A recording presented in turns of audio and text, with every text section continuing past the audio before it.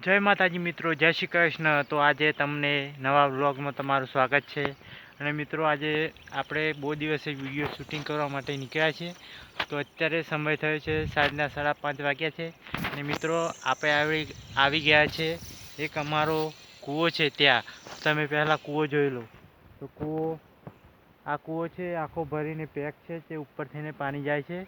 તો મિત્રો આપણે આજે જવાનું છે આપણા ખેતરમાં ઘાસ જોવા માટે, જે એને ઝાડનું ઘાસ કર્યું છે તે જોવા માટે પહેલાં તમે કૂવાનો નજારો બતાવી દઉં। તો જો કૂવો કેવો છે, તો કૂવામાંથી પાણી નીકળે છે અહીંથી, જો કેવું પાણી જાય છે મિત્રો, તમે જોઈ શકો છો પાણી કૂવામાંથી જાય છે। તો વિડીયો મેં બનાવી રહેજો એન્ડ સુધી।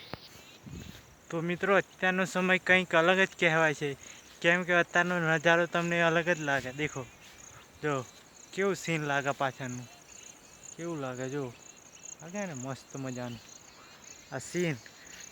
તો અત્યારે તડકો તો પડે છે થોડો થોડો, પણ તડકાનો કંઈ એટલો બધો લાગતો નથી, વાદળ છે એટલે। તો આજે આપણે વાડાની મુલાકાતમાં નીકળ્યા છીએ, તો તમે વિડીયો મેં બનાવી રહેજો, તમને મારું વાડું બતાવવાનું છે આજે।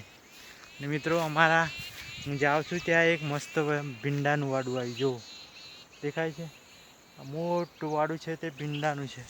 તો વિડીયો મેં એન્ડ સુધી બની રહેજો ને આપણે જઈએ છીએ વાડામાં। તો મિત્રો ફાઇનલી આપણે આવી ગયા છે વાડામાં।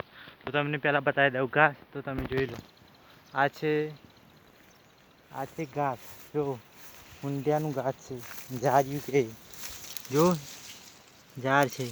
તો મિત્રો આપણે વ્લોગ તો ઉતારી રહ્યા છે, પણ વ્લોગમાં મારે એવું થાય છે કે વ્લોગમાં મારા યુટ્યુબ મિત્રોને બતાવું છું, પહેલો વ્લોગ ઉતારું છું, એટલે થોડુંક આમ ડર જેવું છે, પણ ઉતારું છું।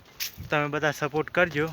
અને મિત્રો હું જાઉં છું, આ અમારા કાકાનું વાડું છે, જો કેવા કપાસ થયા છે, કપાસનું સીન તમે જોઈ શકો છો, નકરા કપાસ જ દેખાય છે।